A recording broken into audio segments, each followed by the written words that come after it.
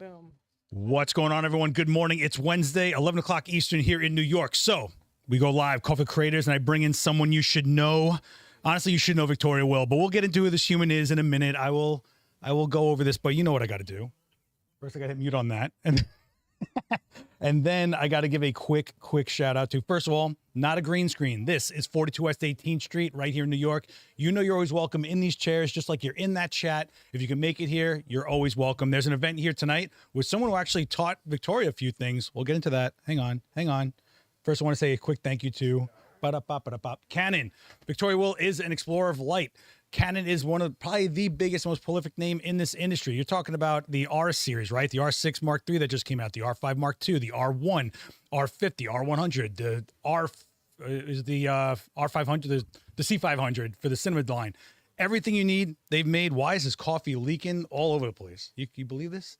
We're off to a great start, kids. But you know Canon. If you don't, check out the link down below for everything.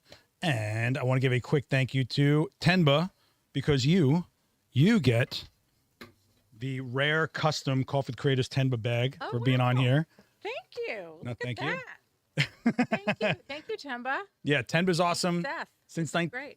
Since 1977, they were started right here in New York by a photographer. And if you've been in this industry long enough, you probably got a Tenba somewhere in your system. From bags like that to tech cases that I love, roller cases, all sorts of stuff. They just put out a 4-wheel roller case for carry-on. Go check that out. Thank you, Tenba. And last but not least, hopefully this doesn't mess this up, I want to give a massive thank you to Gotham Roasters. They're on 19th Street, owned by a photographer and filmmaker, and they support this show. Cheers, Miss Victoria Will. Cheers. Oh, no, I didn't even open this. That's why it's leaking. I didn't know it was owned by a photographer. Yeah. Terrific. Yeah. Cheers. Cheers. What'd you get? I got a London Fog today, actually. So fancy. A lot of caffeine. So fancy. But again, if you guys are coming to an event here at 5 o'clock, go there first, say what's up, say Adorama sent you, get caffeinated, and then lock in, because we're, I just want to learn. I like making sure that whatever we do, we have something local supported, Oh, yeah. That's at least where I'm at. Okay, Victoria Will, who is this? Well, Victoria Will, number one, amazing photographer, but started as a photojournalist, transitioned into celebrity portraiture or portraiture in general, then celebrity stuff is what you got booked for, brand campaigns. The list, you guys know I rarely pull out my phone. I never do scripts, but I can't tell you, the list is the size of my phone screen of where Vogue, New York Times, Rolling Stone, ESPN, W Magazine. It's 20 years. Dude. But take a breath. Hulu, Epix, AT&T, Bose, Samsung, Ralph Lauren, Miller High Life, Netflix, Levi's, and then you've got accolades like PDN Photo Annual, American Photography, Communication Arts. I mean, I can't keep scrolling through this, lady. Do you ever stop? It's unbelievable. But I try not to. The important thing is it's not just a one-off. You're constantly just crushing it, and it's so dope. And I think your work's amazing. Thank you. So, guys, this is Victoria Will. First, I would love to thank you for having me on, first of all. Oh, thanks for coming. And also to thank Canon as well, because without them, I'm not much. Oh, please. Their cameras are great, and I love their glass. You mentioned a lot of the cameras, so just want to mention their glass. Yeah. The R glass is really great. I feel like you really commit to the glass, and then you kind of swap out the battery over time, like when you want to get the new thing. Exactly. You get that 8512, that is your 85 That's your yes. And it also goes across with the cinema line, which does amazing stuff. Are you doing any kind of cinema stuff, or is all stills with you? Or I do, for sure, but stills are my true love. Yeah. I'm going to show you some of her work as we get into this, guys. So the way I met Victoria was she was doing the Photograde podcast here, and she put out a book in 2017 of tintypes of celebrity portraits, and they were all done, I think, at Sundance, right? Correct. Yeah, and the story of it's really cool. I'm going to let you tell it, but if you don't know what goes through with wet plate and how hard that is and what it takes to do it, and then to throw it into a situation where they're going to tell you have 2 minutes with this person, because that's probably what every publicist was saying to you at that time. Why the tintypes? Where did tintypes come from? Yeah, sure. So it's it was a wild ride. So I had been going to Sundance for several years doing that photo booth situation for the Associated Press, and every year I tried to up the ante a little bit, change the game, tried to just come up with something different. And I had done colored backdrops and patterns, and I tried a lot of things. And I remember I did canvas backdrops one year, and you're out of I love this. when you go to the, oh, thank you. He's such a terrific actor. But when you go to Sundance, so many things are out of your hands. You're just given a space and the casts are going to be coming through. So you can make whatever you want as a studio, but given these strange parameters of you're in the back of the first year I was in the back of a pet store that they had turned into a big lounge. And, it's just an unusual environment. So the fourth year I went, I decided I was going to do tintypes. I'd seen it done at Photoville with Penumbra. It was actually Lisa Elmaleh who was there doing it. That's under the Brooklyn Bridge, by the way. Yes, Dumbo. So their Photoville was, at the time, it was at Pier 5 or something. It was sort of down a bit. It was the first year I went, I had a tintype made, and I thought to myself, holy shit, I need to know this process. Am I allowed to swear on this? Because I definitely do. Sorry. Move on, lady. My bad. I will refrain from that. So I went, I was blown away by the process, and I went home and thought, what's interesting about this, once I figure out how to do this, this could potentially work in an environment like Sundance, because you have to file the photos at the end of every day. So I can't really be shooting film because there's no way to be developing out there in that turnaround. So I basically got a lovely team of people together who were as crazy as I was. I was on assignment for the Associated Press again. I went with the intention of doing my assignment, which was digital photography. And then if I had time, I would pull someone aside and say, hey, would you like to come into this back room? Which sounds really creepy when I say it like that. If I said it's creepy, they're like, what's back there? Lollipops? Yeah. So we had a dark room in the back, and we would, I would have one opportunity to hit the shutter per person. And because it takes time to make the plate find my focus on a large format camera and load it. We'll load it, just get I really had to shoot in a different way. I had to be slower, more deliberate, because if I rushed it, I wasn't going to get the one image I needed. So it started, the very first person said no. And then a couple people, again, I was there for my day job as being the shooting every cast for AP. And then one at a time, people started getting curious, and you could smell the chemistry in the room, and everyone would walk in and go, what's going on here? What's happening? And people got very curious, and I was hoping to leave with about, 10 plates. To me, that felt like a success. And we left with way more than that. And people kept coming back for more. And then then Esquire picked it up, and then lots more people got to see it. And then I was invited back the next year and did it again with Esquire. The next year, so going back into So what year is this now? Where are we? 2014. Okay. So I taught myself the wet plates, and there are so many, you would say mistakes, like a tintype purist would say.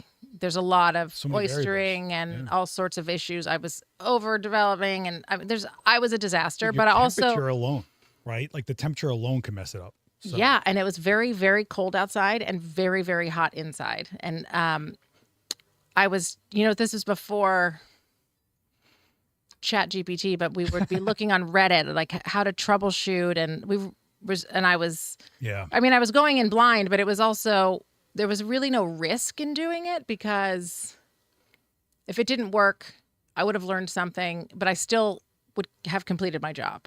Right.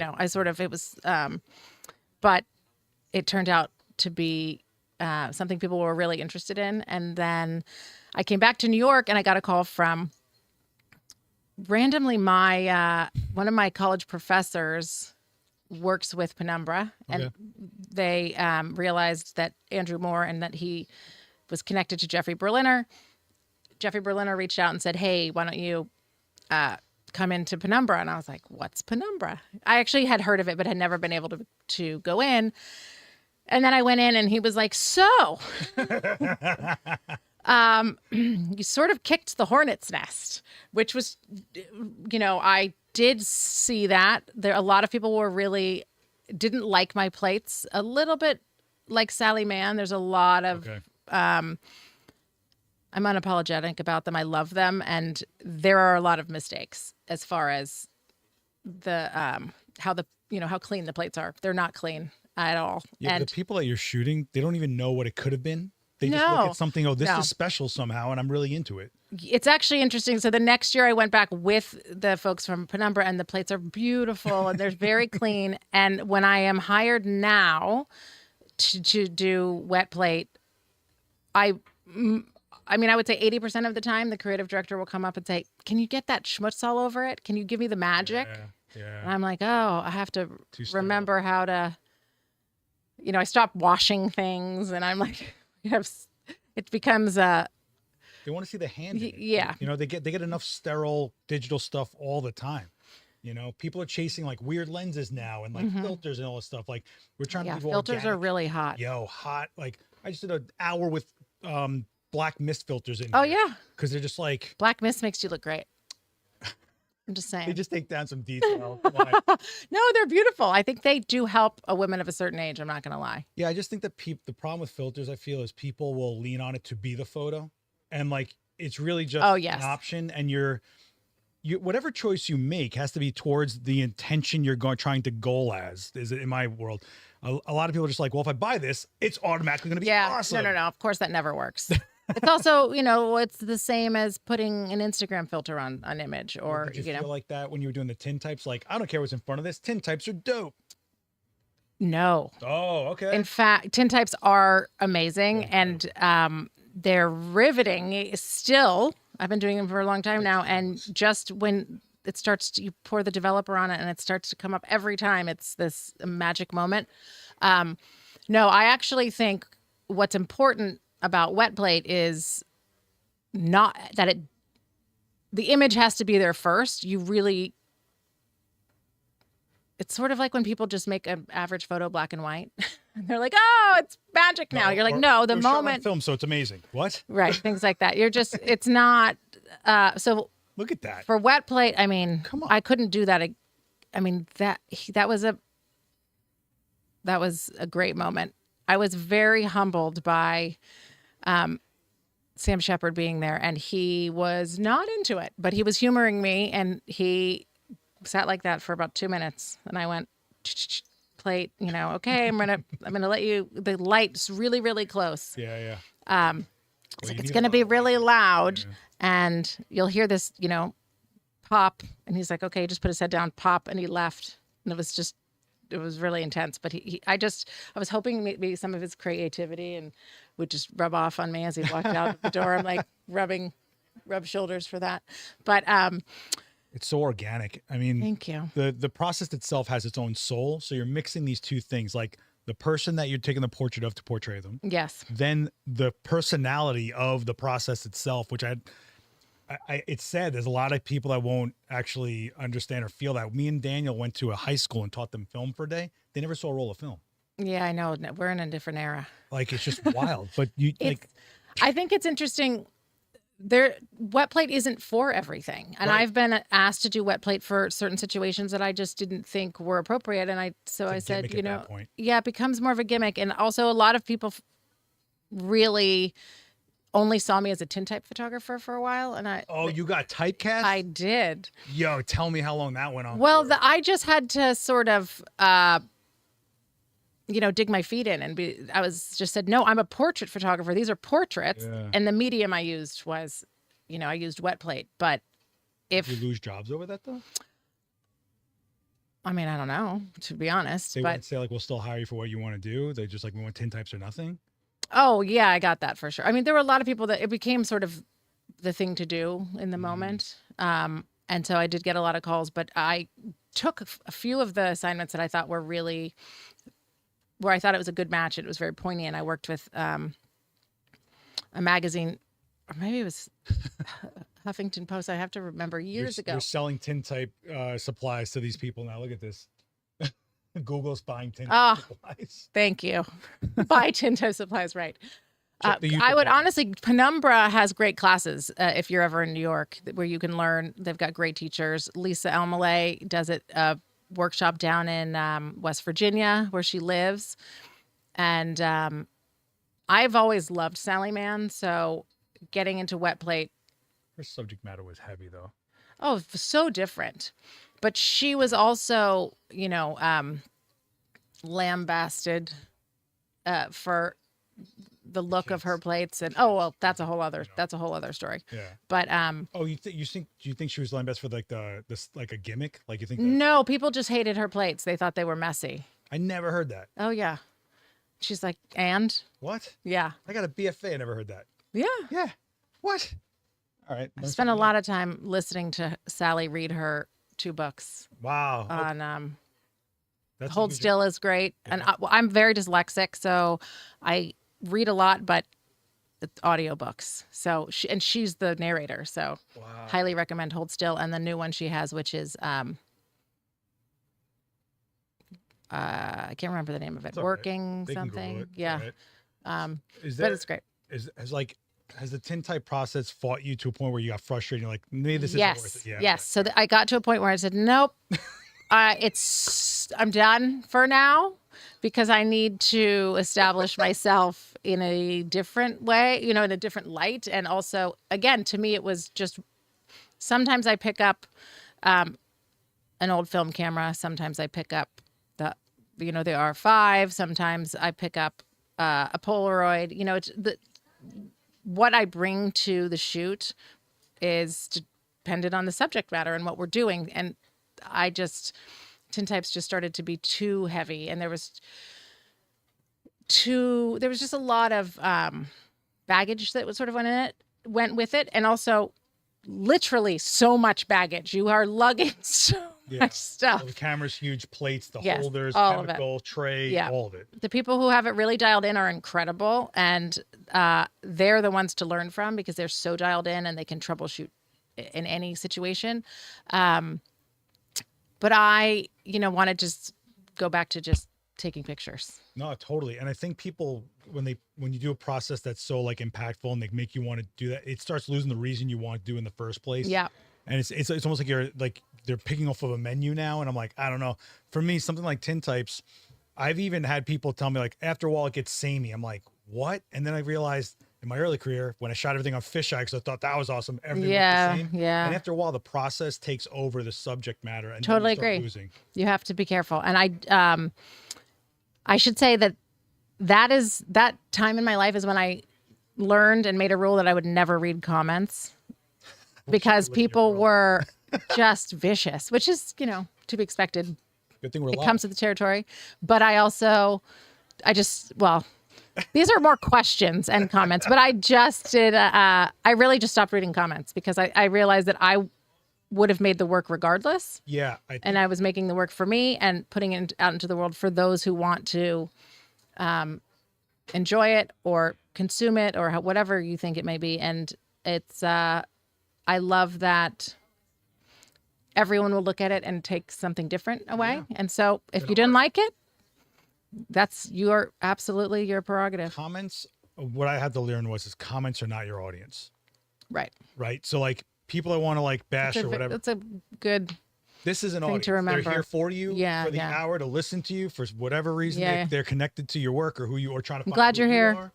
So it took me a while to separate those two, because you're like, no, this is what the audience is saying. You're like, no, that has like 100,000 views and that's 8 comments telling you you need to get better clothes. The people Like, that go out of their way to leave a comment. Yeah. By the way, I saw someone earlier say that they are in Winnipeg. I just did a shoot up in Winnipeg, and it was my first time up there. It was really interesting. Oh, Rick, yes. Rick, from your hospital bed. Hope you're well. Oh, yes. You're always in the chat. I hope you're well, buddy. Yep. So is there Really interesting place. A lot of people are shooting up there right now. A lot of productions are up there. there's so much tax incentive in certain Yeah. places that things flock to. Yep. For a minute it was Atlanta, then it was Vancouver, then London, and I'm like, man. I think it's still all those places, but now there's Winnipeg and, people are Czech Republic. People are just adding to the list. New York's working hard though. They're trying. They're putting out a ton of studios, dropping tax incentive stuff. All the companies are behind it. They're realizing that the system has to change. I think, and plus, we're in a crazy world. I don't think we've ingested stuff as fast as we ever have. Like you used to get a magazine and you were living on that for 30 days, maybe 60 days. Now it's like, cool tintype. What did it take you, like 4 hours? Oh, you'll love this. People would email me and ask me which filter? Which hipstomatic filter it was, or I forget what other But that's why you need a people. show. That's why you have to do it in person. They have No, you to have see to the do it in plates. person. Yeah. Your book is super important too, because it's not just like a scan. Like you're literally looking at the plate in your book. Yeah. It feels like that plate's there. We tried really hard to make that the case because there's a lot of different printing processes out there. And to me, the plates, when you hold them, are very intimate. And so I didn't want to they're scan them 4x5 and then, guys. they're 4x5. So I didn't want them to, well, for a minute, I wanted it to be this giant coffee table book because who doesn't want one of those? And then I realized this is not the story. This body of work is not it. And it just sort of scaled down. And I was like, oh, this is really beautiful. It's small and intimate. And it feels like you're looking at the plates. But Peanut Press was great at helping us. We collectively worked together to find the right printing process. Because we tried different papers, different lusters. Are we adding color? Is it metallic? Are we adding a varnish? I mean, we tried a lot, and a lot of publishers really would not have gone through that process to find the one that really, mimicked the experience of holding it. So, shout out to David Carroll and every book. And Ashley. Yeah, Ashley. I have Ashley's book also. They're both terrific photographers in their own right. And they respect what it takes, they always show like you guys, and when you get a book to them, the whole process through it, like you're always there for every moment of it. That I don't know any other printer that would have been like they would have been like, this is a low investment for us now. What are you doing? Like you're killing us right now. I told they do it for the love. They truly do. I mean, I told him we should do a trading card series of photographer prints. Like that'd be sick. I think. Do you remember the baseball cards that the photographers did in the 70s? It was like Mike Mandel and Larry Sultan. And there's a whole bunch they made baseball cards of each other. And I don't know who did it. I have to look it up, but they're so cool. I thought about it the other day because my son is just turned 11. He's really into baseball cards. And I was like, you know what? Maybe we should revive this. Yes. Wouldn't that be cool? Yes. I want to see an Albert Watson rookie card. I want to yes, exactly. I want a Richard Avedon, like crazy Avedon looking. I mean, give it all to me. I feel like that's something you'd see at the gift shop at MoMA. Totally. It's a great idea. Someone should pick that up. I mean, do the history to see. I don't know who started it actually, which is. I think Peanut Press would do it. My brain is mush right now. Normally I can remember who did that body work, but it was very cool. So I was going to try to actually dodge talking about the tin types. I feel like that's all that gets brought up about you. But I think people overlook like the actual work you do. That's out there right now. I think your lighting is amazing. Thank you. And I could see what I love about your lighting is I know how much work went into it, but you don't show how hard it probably was. Like you're not present. Yeah, that's quite a compliment because I do try to make things feel cinematic, but not Gary lit. Baseball cards. Oh, great. Oh, SF MoMA, that makes sense. I need the whole series. That's incredible. And it's perfect timing because baseball season's just around the corner. Look at that. It's incredible. Wow. Well, I'm sorry. What were you saying? No, I know. I'm like, no. Fred Sommer. I mean, I'm just trying to. This is amazing. Yeah, I kind of want this now. Yeah. We're all add to cart. It's amazing. It's got to cost a kidney. I know there's a Sultan one in there, so I don't know if I can see it in there. Is that the whole group? Or maybe I made that up. Or maybe he shot it. I don't know. And Tucker. Wow. Beaumont Newhall as a Bill Arnold. This is amazing. Anyway. If they're actually baseball, that's funny. Yeah, it's great. So yeah, you're like. So my lighting. Well, each project is different, of course, but if I'm working on key art, which is what we call a movie poster. A lot of people haven't heard that term before. I hadn't previously. I'm being given an idea that we're trying to illustrate. So, but they hire me because they would like my aesthetic, essentially. That's right. The word. So that's the word. So I generally don't like to overlight. I don't like things to look too lit. I think feeling more natural is just my vibe, but everyone has a different take on it. And I remember I got asked by a magazine years ago everyone called me a natural light photographer. I don't know why. And she asked me about 4 or 5 photos, and all of them that I shot for Levi's, all of them were lit. And I was so pleased. I was like, I'm so excited to tell you that actually I lit all of those. That's amazing. Because that's just what I've strived for a long time. Of course, there are always situations where I change my mind. I'm like, on camera flash. Yeah, yeah. Let's blow this out. She wants to have no pores. It's fine. I have to dial myself back from over stylizing because I spent so many years shooting creatures. Yes. And it goes comic book, super like hero feeling. I'm like, wait, no. You're now taking away from the actual what the shot is. Yeah. And that's the hardest thing, I think. Aside from editing your work, restraining yourself, I think Yep. is one of the hardest parts.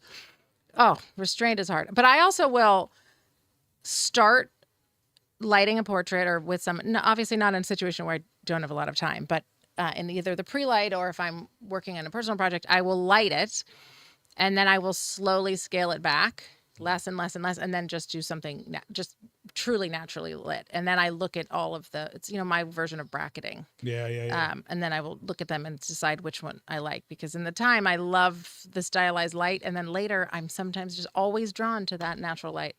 I think we strive for that feel. I think Yes. with what you do, you're shooting people that have such a barrier to public that you want to make it as accessible feeling as possible. So it's like, this is what they'd look like if you're hanging out on a brick wall in the shade. Like, Yep. You want that feel because you're connecting at that Well, point. that's also, I love genuine, raw, gritty moments that feel,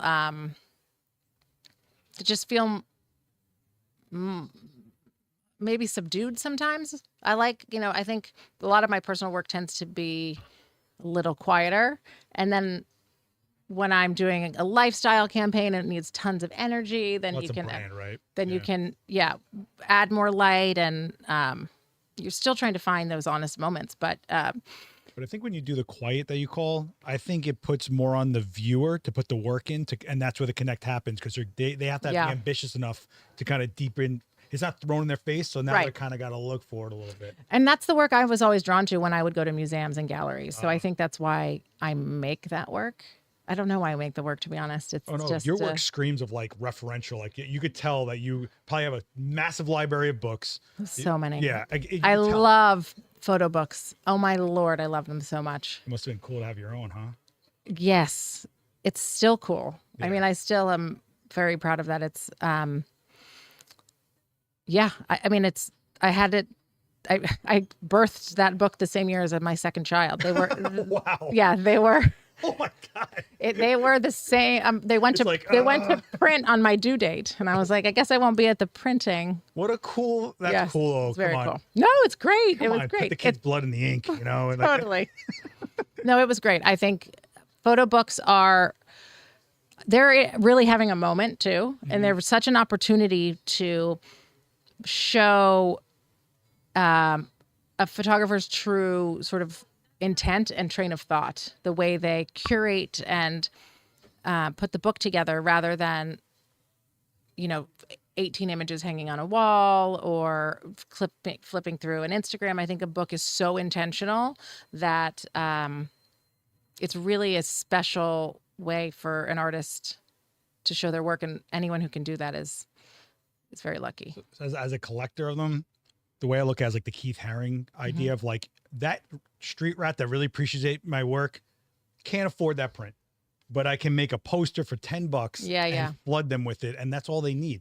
And the book, if it gets you to a point where the photographer says, no, that's what it should look like, then that's enough. They don't need the actual investment of the piece. And I think that makes it so much more accessible. Absolutely. And I think that's when you birth the next generation of people that'll do this, that are kept out of it a little bit. Absolutely. I mean, buying art is a whole ball of wax. Yeah, I don't really truly understand. So what happens to the plates? Are they archived? Like, what do you do with them? No, that's a really interesting question. So a gallerist immediately following that Sundance in 2014 contacted me and basically said he wanted to buy all of them. Whoa. And I was like, hey, $11 billion. I just made them like yesterday. They're still and they're still, I hadn't varnished them yet. Oh, that's bad. Like we're really, that's how because I also didn't know how to varnish at that point, to be clear. I asked Jolene Lupo, who you must have worked. been shaking on that one. Oh, I had Jolene help me. Oh, Jolene's. I'm trying to Yeah, get Jolene on here, by the way. She's an amazing I'm giving her a Speedotron pack to get her to come on here. As you should. She's an incredible artist who works in wet plate and worked with me at Sundance. So she's varnishing with you? So no, she did most of them. Oh, okay. I was too scared to mess them up. Oh, I can't And it imagine. darkened a lot of the ones, and a lot of them were already too dark. So it was like I had to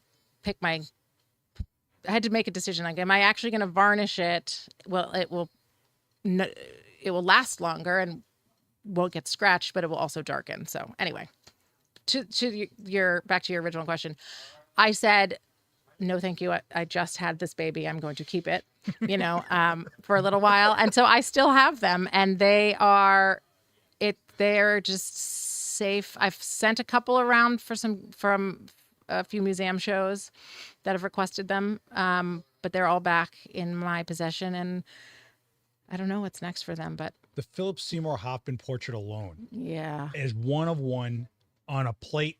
Like, I would be neurotic about it. that one is at my house in my underwear drawer. I'm serious. I'll move it now, but I separated it from the pack. Someone with a ski mask is like, hey. Yeah. No, it was in my my valuables underwear jewelry drawer because it felt different to me, and I felt like I needed to protect it in a different way. But I don't even know what to do. And they're not easy to train. Like, their plate. Like, the more you make, the heavier it's getting. It's just like I have them in CD cases. I have them. What's a CD case? Yes, exactly. Good point. So compact disc. I have them in CD cases, and then they're alphabetized and organized. And those CD cases are in Pelican cases. Oh man, you got to do a show, man. You got to do more shows of them. Yeah, I would love to do a show. And it's as tends to happen, more and more people of them have passed away. Yeah. So it seems to be, it's just it's that moment in time. It was a really special moment in time. And that's what I was going to ask you. Cause like, I feel there's an element of timeless to them. And like these people that are so iconic in this timeless format, it's just kind of like frozen. It really does feel like this like crazy, I don't know, like it just stopped. Like, boom, there it is. Yeah, it was. You did something cool, kid. Well, thank you. But I think timeless is an interesting word because I think that's also what I strive for in my portraiture, regardless of. Yeah, I see a little bit of that. I just want. Obviously, some assignments call for much more stylized fashion or work, but I think that I love a moment that just feels like it could live forever. Yeah, what I don't see in your work a lot is like pushed trend. Like, there isn't something I would say in 20 years, I'd be like, that's going to be out of place. Like, there's nothing in your work that looks like that. There's a lot of people that are like, oh, that was of that time. Right. I don't feel that with your stuff. I just feel like the human, and that's timeless, right? That's sort of, those are the photographers I was always drawn to. Like Emmett Gowan, who was a professor, or Judith Joy Ross. I mean, just these photographers that were, basically just photographing emotion. They're really, I think, feeling something in the work is the most important. So I left because I get all these young like art directors when I have to work now, like early 20s, and like, I'm going for like vibes. Like, that's what they tell you now. No aesthetic. They don't show. They give me a mood board. And I'm like, none of this is real. Yeah. And I'm like, vibes. Cool. It's hard. I get AI mood boards a lot now. Oh, I can't stand it. It's hard. I know. There is a question that Chad I want to get to. I'm not ignoring you guys. No, let's do it. Intervid's asking, can you talk about the Rolling Stone Cyndi Lauper Gracie Abrams photo? Yeah, of course. Your IG somewhere? No. It was once upon a time. All right, no worries. No, it's I might be tagged because Rolling Stone had tagged me in it. So if you do go look at the tagged ones, perhaps. So that was for their Artists on Artists issue. And I was asked to shoot. Keep going. See if I see it. Anyway, I was asked to shoot Gracie with Cyndi Lauper, and it was fantastic. The way it worked is, I think they chose Gracie as the artist, and then she could pick who she wanted to interview and have this conversation, the artist on How artist. cool is that? And so Cindy came, who of course is an icon, and I grew up listening to her music. Even my dad, I remember, had gone to Italy very early on. I think I was 6 or 7, and he came home with what he called an attaché case. Just to age myself and my father. And it was this beautiful leather briefcase. And he had it for a few weeks. And then I slapped on the inside of this gorgeous bag a Cyndi Lauper sticker that just said, "Girls just want to have fun." Nice. And I still have this briefcase. And so I was telling her all about it. And I also dressed up as Cyndi Lauper on multiple Halloweens in my childhood. So I was trying not to fangirl. We'll need photos of this. Yeah, I have them, and it's frightening. But you should do a tintype of yourself as Cyndi Lauper. Oh my gosh! So there's a lot of, on a shoot like this, Rolling Stone was lovely and gave some parameters, but just said you do you, which is, I think, the best when an editor calls and It's like, why do they hire you if not that, right? Yeah, exactly. And it was going in a portfolio, so you needed to match with some of the other work that was being shot around the country with other photographers. But otherwise, they both derived, and we talked through clothing because we wanted everyone wanted it to be fashionable and fashion forward, but not detract from the fact that this is about them. And we shot in a studio in Williamsburg, and it was lovely. They were really trusting. I mean, that's so important in my line of work, that the people that I'm photographing trust me. Otherwise, you just see a disconnect. And they were willing to, take direction, but also I was willing to hear what their ideas were. So it was definitely a collaborative process. I think I don't want to even say successful, but I usually use the word prolific because they work so much. High-end portrait photographers are the most personable people ever. Like, you can disarm someone quick because you only have so much time with them, and then you're building a relationship over minutes that should feel like years. Yeah, yes, and I agree with that. People do not understand what that is like. I agree with that. I think that's a skill that takes years to learn and develop. I mean, not if you are out there and you want to be a portrait photographer, but you get nervous walking up to strangers and ask if you can take their photo, that's normal. That's human. And I think you just have to keep at it. And eventually you've become comfortable being uncomfortable, I think. And you can kind of... It feels normal. That's what Yeah, it is. exactly. You just navigate the world in a different way. And you start to see it in your work. You really will. So once you get to, I have to do this job, whatever, how do you get to concept, right? Because you have like a stack of notebooks here. Yeah. Which I respect because I have a ton of those myself that I will never go back to. And it drives me nuts every day. But you opened that up and I was like, whoa. Like, it was like murdered with like everything. Yeah. Your brain is spilled out all over those things. So I have 3 notebooks I always carry around. One is my to-dos, anything from groceries to billing to... Notes app. I tried all the apps. You name it, I've tried it. I am just tactile, and by writing it down, it goes into my brain. So the analog photographer needs Yeah, a pen and paper. Shocking, crazy, crazy. Hey, it'll never be obsolete. I'll say that. I just really love it, writing things down. So one is to-dos. One is actually my morning pages, and if you are familiar with the book called The Artist's Way, it was written by Julia Cameron many years ago, and it's I don't even know how to describe it. It's a creative journey you can go on with her. And one of the things that she suggests, she is a sober person, and there are elements of it that remind me of the 12 steps, but it is not in any way related. It's meant to sort of access a part of you and access some creativity. And so I did it many years ago, but one of the things,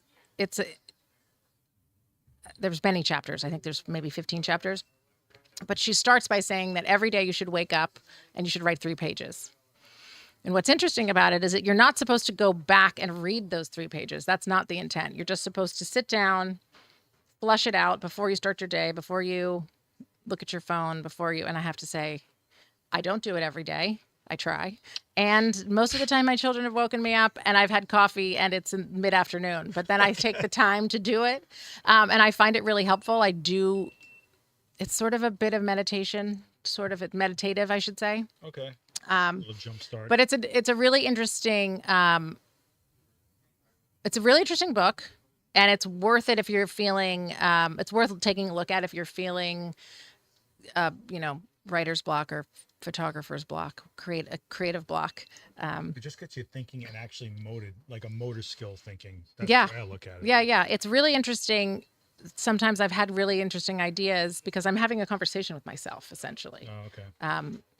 And sort of clarifying ideas. So then the other book is anything to do with my practice of photography, which is shoot ideas or quotes that I've read that I think are interesting or pertain to the work I'm doing or work I want to be doing. Or So it's all writing. There, like it's not sketches. no, it's all writing. I'm not a sketcher. I do sketch and I randomly glue things.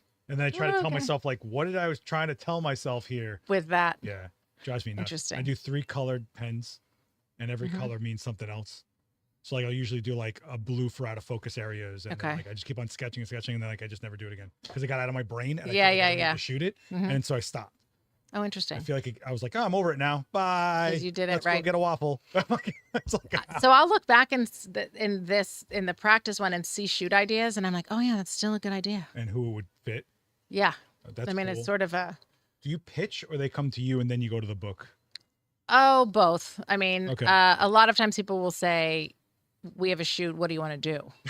Okay. I'm like, well, give me the specs of the shoot, like where, when, how much time. That obviously goes into, are we going to do builds? Are we going to do lots of fashion changes? Is it color? There's just a lot of stuff. If it's a short shoot, coming up with an idea that you can get the most out of your time. Yeah.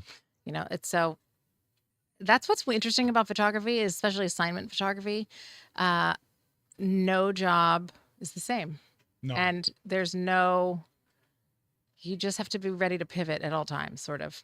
The variable is the people. Yeah. I mean, that's no matter how much you're set up, you're going to get punched in the face. I mean, that's just what it always going to happen. And someone's actually asking, what size crew do you actually work with? Great question. Again, it depends on the shoot. So I will still occasionally show up myself.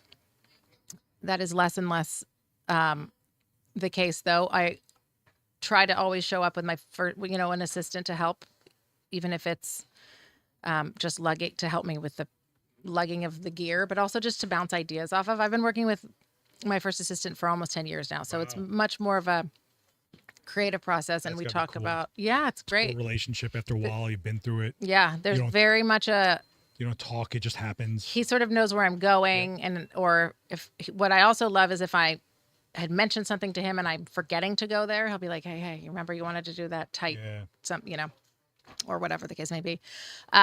If it's a big production, I can have up to, I think the largest crew I ever had was 8 or 9 people when I shot. Is that crazy? No, it's not that crazy. We shot The Marvelous Miss Maisel key art, and it was 7 or 8 different sets. And we just had to be very efficient with everyone and walk everybody through. So the other sets had to be built while we were moving through, and then they would go and start breaking them down and taking gear from there and putting over there. I mean, it was a really fun shoot, and couldn't have happened without all of those humans, but not every shoot is like that. Did you do that in Brooklyn by any chance? I did. Okay, because I did a job, and right next door was the Miss Maisel prop. Yeah. And all these chairs were in little coffins, and everything was perfect. And I was like, I'm not even going to go near this room. Like, I'm going to break something. And I was like, they're like, oh, it was very cool. Soon. I was like, oh man. Yeah. And I'm doing like, I was shooting like an actual artist like bio or something. Like, man, can I go one room over and do that job? Like that would be, it's right there, But I'm glad you did it, and that's amazing. Oh, it was great. And I mean, we got to walk around in the late 1950s for a while, which was a hoot. Yeah. I mean, that was you didn't really. Dress up? You didn't go into it? No, you I did cosplay not. in? I did not, but there's such a nostalgia there. It was awesome. It's so perfect. The sets were immaculate. It's incredible. You think about like just how much detail and just the wardrobe was just the color theory was just, I love the look of that Madman and that you're just kind of like, oh, this is incredible. Like how much went into this. And now we're in a It's so world where good. people type a prompt like make old timey phone. Yeah. Look at the heartbreak. Look at the heart. Yeah. emotion waterfall coming out of you. Where do I get that tintype filter? Yeah. Yeah. It's Still, just- that question still, I was like, I would love responding and be like, actually, these are real. And they're like, no, but like, where's the I get it all the time. I used to Where's do a lot the of app? light leak stuff, and people still ask me about that. Or, you saw the tracking of the film and stuff like that. I Yeah. still get questions about that. I'm like, you know what? Here, just find an app that I just don't want to hear it anymore because you don't appreciate what it actually is. You don't even realize what you're looking at. So how Right. could I care what you're not going to care either way as long as you got your 3 seconds of munchable, and then we move on, right? Like we're such a disposable society right now. We are. We Well, are indeed. They're asking what the name of that book was again. The Artist's Way, I think. The Artist's Way by Julia Cameron. Okay, Julia Cameron. It's interesting. So now, Worth checking out. And I should tell you, I haven't done the entire Artist's Way. I haven't done all however many chapters there are, but I did a lot and I found it very valuable. I recently saw someone on Substack starting it and doing it as her Substack. So I think there's lots of people that use it. but doesn't that defeat the purpose? Like someone else reading what you're talking to yourself as? Well, I think I have the Substack, I think, is just to talk about her experience and help people get through it. Okay. Because Okay. there's Yeah, some deep digging in there. I'm sure it is. Meant to ask You yourself. have to face yourself for a Yeah. little bit, which not a lot of people can do. And Yeah. we all deal with people who can't own up to who they are and things like that. It's like, you should be reading some books. Yeah. I think it's sort of just a map of she's showing you how it can be done. So before you were talking about like, you want to do a massive book, what would that Oh. body of work be if you did the massive book? I mean, I don't need a sumo. You know what I mean? No, you Those I want to see it. I want to see it. sumos are I always think so it's interesting large. when they do portrait work as 1-to-1 ratio. Like you're literally looking at, if At you do them. that kind of, then you're looking at the eye exactly Yeah, how the yeah. eye would be like. I think that's super interesting. That is interesting. Chuck close it, make it the size of a wall. Yes, please. I don't know what it would be because I don't know. I think I'm still working through that You- as you- far as, Do you want to do another book? Do you think you of have one in you? course. Yeah. Oh, yes, absolutely. I think like, everyone has a book in them. It's just about learning to edit and, curate the flow and get feedback. so that's Being open to feedback is when I was very younger, hard and The tear sheet stressful. book was my book, right. right? So do you feel like that's where you're at? No, actually, I feel the opposite. Oh, interesting. Yes. Tell me. Okay. So I have irons. I try to keep irons in a lot of fires. So I do entertainment, meaning the movie poster key art thing, and I do advertising. So that would be a Miller High Life or a Carhartt type of lifestyle advertising is what I mean. And then I guess they're all advertising, but entertainment, lifestyle. I work with some fashion houses. And so when people say, what type of photographer are you? I get very flustered. I'm like, I Just work send in with your IG. I work with people. I don't really know what to say because, they're people. You might know a few. Well, people just want to put you in a box, and I'm like, it's hard to do that. So my work can be overwhelming to some people. So if someone who's looking for someone who can shoot a celebrity is sometimes doesn't understand the lifestyle work or the tintypes and the advertising people don't necessarily think that I can photograph what we call a real person. I'm telling you this because it's happened to me. I walked in to an ad agency with a book full of celebrities and they said, well, can you shoot a real person? And I said, by golly, I can. I just said, of course. And they sort of looked at me like, okay, prove it. Because real people don't have hair and makeup. Yeah. Real quote unquote. I was like, Brad Pitt's actually a real person. They all Contrary have to skin popular texture, belief. They all have. Yes. They don't. But get it. I understand what they're saying. So for a long time, I actually buried the celebrity work when I would go meet with advertising agencies. I would just say, this is the lifestyle work because and I sort of had to just put that in front of them. And then later they would, if they saw that I did celebrity stuff, fine. But we had already established a conversation, and they could see that I can handle someone who's not comfortable in front of the camera. One of the first times I tried to get an assisting job was for a corporate photographer guy, long time ago, and he made me photograph him. He was like, if you can photo, then show me how you would photo. And I was like, can you imagine having to walk into something, be like, can you photograph normal people? Like, let's go, get up, let's go. Yeah. People think because if it's like, especially when we do demos here, like, oh, you can't take a bad picture of him. Like, oh, you want to see? Let me just get all the texture out of her skin real quick. And that's subjective, but still, like, they don't get that. When you do it as much as you do and as fast as you do and as efficient as you do, you make it look too easy, and they don't understand what really went into that. How many years went into that efficiency? That's definitely true. I love that Instagram meme I've seen or wherever where it says it's essentially you're not paying for 30 minutes. You're paying for the 30 years it took me to be able to be good in 30 minutes. That's a Picasso quote. Is it? Yeah, okay. Yeah. I mean, I'm just going to give credit to Instagram. But yeah. we don't do, but I don't think they take it for granted, and then they wonder why you're worth $1, right? Especially if it's digital. They're like, there's like, what, your camera? Like, I could have rented that camera or whatever. Like, the fact that I still have to have this conversation now, I'm like, you got to be kidding me. They really don't get it. Right. Your camera takes great photos, by the way. I don't know if you knew that. Thank you. Yeah. All you do is push a button, right? Exactly. That's all you do. Snapping pics. You only got 10 minutes. I had an art director told me to snap some pics once, and I was like, huh. Is that what I do? Oh, I can't even imagine you getting like irritated. I got to see this part of Victoria. No, I don't. I bottle it up and then I leave set, and then I'm like, you want to hear something funny? But on set, I fully believe that the energy trickles downhill. So, and I'm the top of the pyramid essentially with the client on a job, and if I'm stressed, everyone's going to be stressed. Yeah. So I just don't get stressed. I used to get very stressed and very nervous. Now I don't. And it's just, you just experience years and years of knowing that I'm going to be able to troubleshoot. You got through so many problems over the years. They stack up, and then whatever comes, you'll be fine. Also, it's always not the end of the world. And I think one of the other things you have to get used to is you'll come out with something. You have to trust yourself that you get something out of it at a level, maybe not exactly what you were aiming for whatever it was, but you have enough experience and enough ability that you will get something out of it. That's what a pro delivers. Man. Yeah. We're going to deliver. And I've been working with, I work with such amazing crews as well. Yeah. I have to give them a shout out. Like, I'm nothing without my crew, and they are also prepared for everything, to go wrong, for the tethering to stop, or lights to go down. We have extra. We have this. We're working together to be prepared. That's why you're hired.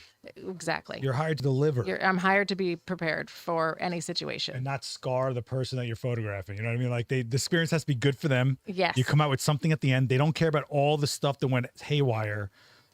Going back to the photographer who had you photograph him, I took a workshop at the Santa Fe workshops years ago with Platon, and I've told the story many times, but it still resonates, and I still feel it in my bones to this day, which is he had all of us photograph each other, but we all sat around and watched. And I had been shooting portraits in New York for magazines at that point for, a couple years, so I sort of felt like, I got this, no problem. I'm used to having hair and makeup and publicists behind me. I was so nervous, and a couple things happened. I asked the person I was shooting where she was from 2 or 3 times. I was like, Victoria, it's nice to meet you. Where are you from? Oh, do you have kids? And I realized in that moment that I wasn't actually present. I was so nervous that I was not listening to her answer. Where was the nerves coming from, though? People that knew what they were looking at?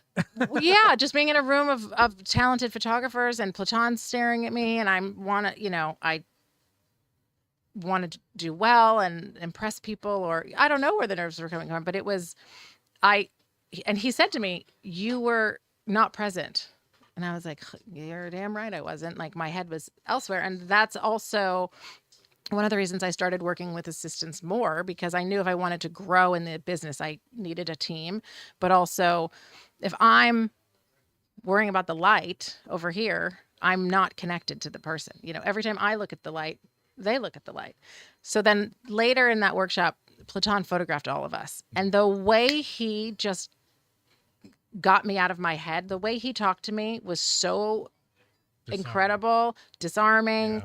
I totally put my guard down. I wasn't worried about my double chin and my no, but I'm serious. Like, who doesn't worry about that, right? Mark Mann got that on me, and I was like, God damn it, Mark. I'm like, I don't like anyone taking photos of me. And he's like, sit down. What's going on? How you doing? You know who this is? Well, and then like, wait, did you just take 10 portraits? Exactly. That's the art. So I learned that creatively is what they do. That's my job, is to disarm you and make you feel at ease. And in that moment with Platon, I was like, I get it. I get it. I have to be present. And in being present with you, I can actually connect. So when are you doing your workshop? It's a great question. I've done some workshops. I think what's interesting about the way I like to teach, though, is it's not necessarily all about lighting, because my lighting isn't very heavy. You do enough of that. So it's much more about the art of portraiture and what goes into that and what I'm looking for. And so I think I would love to do that. There's a lot of classes out there that are very lighting heavy and want a lot of demos, and I think those are great. I still look at them on YouTube and whatnot. Yeah. And, but I love to talk more about the intention and let's do it. How to connect and how to find the moments that feel different. I know a space. Great. I got people. It's great. You want? Yeah. I'm down. This is a great space. Thank you so much. I worked really hard on it. Thank you very much. Yeah. No, it's really nice. Very slimming, I find. But listen. I always tell people the technical can always come, and you can always be better at technical, and it'll always change on you or whatever. But the weird stuff that you have to kind of be sensitive yourself to the demeanor watching things and the way people are, and there's so much more of like you say, like an energy on a set or whatever. But you can't teach it. You have to be observant to realize what's making it work. Yeah. And I think it's on them at some point. You can only get them close, and then they themselves have to adjust as.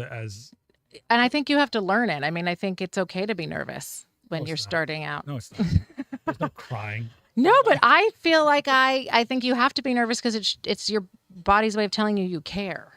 Absolutely. Yeah. And you have to be a little, But you have to move through the nerves. You just have to keep putting one foot in front of the other. What's the point of doing anything that's boring and you feel like you can just going to get through it numb? I never understood. And I've had to definitely in my career go like, I got to stop shooting this subject because I'm already like, I'm bored while I'm doing it. There was now this is turning into the Platon class, but in that same workshop, Platon said, I find that and of course now I've adopted this as my own motto, but he said, as soon as I feel like I have the photo, the safe photo, then that's when I feel like things are going well, that's when the shoot really starts. You push, yeah. That's when you're just like, hit the accelerator and you really push and dig and look for other things because you already have, you're safe. You're covered. Yeah. You're safe. And then you can really explore. So that, I have to say that to myself all the time. I'm like, oh, I have it. What else is here? Yeah. So the last time I did here, I do a 3-shot method. I do the one that's not easy, but referential, whatever they asked me for. And I got it done, nailed. Then whenever I set that up, I set up with the in mind of what can I do in a minute to swap into something that looks completely different to give a client at least 2 looks. Yeah. And then while I got them, you always got 5 minutes, right? You always got like a couple minutes. Throw something against the wall. You already got it. Hey, you want to try something? Yeah. 9 times out of 10, they want to go for it. And if it works, that goes on to your shot number 2. So totally. you get 3 looks no matter what out of something. Yep. Yeah. And you won't know till you're in it. You can theorize or you can practice or test, but when you're really shooting, it's different. There's just like a muck to it. I don't know how to put it. Yeah. You're a little sweatier. You're in it, though. Your heart's up a little bit. You've already forgotten exactly for me, I'll say, okay, I'm going to do shot here, shot there. And then I'm so in it that I'm like over here. Oh, let's try that. The light moved. It's over. It looks great over here. Oh, and let's go over there. So my plan will go out the window, but it's still the same plan. Different options, different lighting qualities, different backdrops. Like giving editors choices is really integral into the way that I learned to work when I was working in newspapers. Options. well, I think starting photojournalism threw you right into the wolves. You know what I mean? Like photojournalism is tough, man. Yes. I was a intern who turned into a staff photographer at the New York Post, and it was quite a learning experience. Yeah, I mean, it really was, and you just figured it out. But I also said yes to things. You know, they say, "Hey, can you go do X, Y, and Z?" Yeah, sure, no problem. And then I would just figure it out. Yeah. Because I was confident. Yeah, I was confident that I could figure it out. And also the photography world is so community based. I knew there was someone I could call if I was really stuck. It's funny you say that, because like when I was coming out, I thought it was so like elbows and like nobody helps anybody, and I was so neurotic about that stuff. I think it used to be that way a bit. I worked in London at the Sunday Times for a bit, and it was much more competitive. And while we were waiting for someone to come out of a courthouse, someone might hit your camera and touch the settings. I mean, it was a little bit more cheeky, I'll say. That's so petty and grimy. So petty. I was like, wait, what? This is the game we play here? I didn't realize that. I don't think they still do that, but I don't think you can get away with it now. And I think there's so much more media that has to get fed now. Yeah. It's not like it was like, there was, started my career in BMX. There was like 3 magazines. There are 3 covers to get. Yeah. Good luck. And I think, especially with photojournalism, you have literally 20 of the lenses right next to each other near the same shot. Yeah. Like, what are you doing? It's more at speed, stuff like that. But I remember just being like so neurotic about like anyone around me. And now I'm like, let me give you everything I know. Take it all. It's just so weird how much it's changed. Oh, I agree. We're hitting time. So I just want to get your thoughts though. It's crazy, right? Yeah. There's a clock right there. Oh, wow. Right? It's that like blink. flew by. I disarmed you. So see how we do well this? Done. Thanks, Great job. See that? I'm hired. I feel like we've got. I really want to know your thoughts on where we're going. You got AI creeping up. Yep. You're doing very documentative of important people. I was like, yeah, but I think they're going to scan their faces and sell their license of their likeness. What's your thoughts on where we're going with any of this? Well, I think we're in a moment where everyone is being told to try it. Try AI, see how you can do it, see how we can integrate it, see how we can make it work. And I think that is going to taper down eventually. I don't know when and how long, but I think there is going to be, the pendulum will swing back. I don't see people giving their likeness away in Hollywood specifically. I don't know about, I've read about Levi's was going to do AI models and whatnot. Yeah. I do think for the mid-range photographer, meaning able to do a lot of like e-com and model shoots, I think those sort of, maybe mid-range is not the phrase. I don't even know what to say. Just sort of like that commerce feeling. Commerce. Yeah. That I think is the most in danger. Yeah, I do too. They just scan the bag, change the color, and headshots I think are a problem. I've already seen big companies here in New York using AI to get photos for their website of all of their new people. I mean, I do think there'll be a return to authenticity, and people will want actual portraits of themselves. I think it's human nature. There's this new thing out there and people want to use it and see what it can do. And so the mandate in most of these companies is try it, see how we can make it work. Yeah. But I think it's not great. A lot of it is not great, and it's going to come back around. I think they're going to go to you and be like, okay, but we want to AI the background or something. I feel like that's what's going to hit you, not the shoot. But you're going to shoot for whatever they're going to do with it. Yes. A lot of movie posters are a composite of a background I've shot with some at one moment in time, and then the portrait of the actor. Yeah, and then we have to blend. It's a composite work. Yeah. So I totally agree that perhaps the backgrounds will be AI. I mean, we do CGI. Yeah. So I'm not sure where that. I don't actually know how to do CGI in any way, shape, or form. Not techie in that way. So I don't know the actual difference between CGI and AI, because to me it's all computer based. I love that you. So if somebody wants hard to learn analog, but CGI, nope. Oh, it's interesting to me. Yeah, no, all day, please, all day. My people, I love it. Yeah. This Oh has my been God. awesome. No, We have to thank do it you. again. I feel like we have so much more to discuss. You're always welcome here. I'm surprised you. I got you. I was like, she's not going to be around. I was like, we're not going to get her. She's always doing things. I'm always checking in. She's like doing major. I'm like, I'm too small for her. She's not going to show up No, anymore. not at all. I She really forgot about appreciate me. you reaching out again, though, because timing worked out perfectly. Awesome. And I really do hope I can get you in here to do a class or a demo, Yeah. or even just talk about your work, like have your own platform and you Sure. run with it. I would I'll go love in to my know little what hole over other here. people want to know, because I've got stories to tell and information to share, but I'm not always sure what people want to know. So going forward, I'm going to start mixing guests together. So Okay. I'll slap Ooh, you. I with love some- this. Yeah, I'm very excited about this. That's fun. Yeah. I used to go to every lecture I could, these workshops, just to sit and sort of absorb, like you said, or watch somebody shoot and sort of just take it all in. And it's so fun to pick the brain of another photographer, especially ones that are very different than you, Oh yeah. because you find your similarities, even if the work looks wildly different. I'm a big fan of studying other discipline. Like, so a lot of product photography helped me shoot makeup better.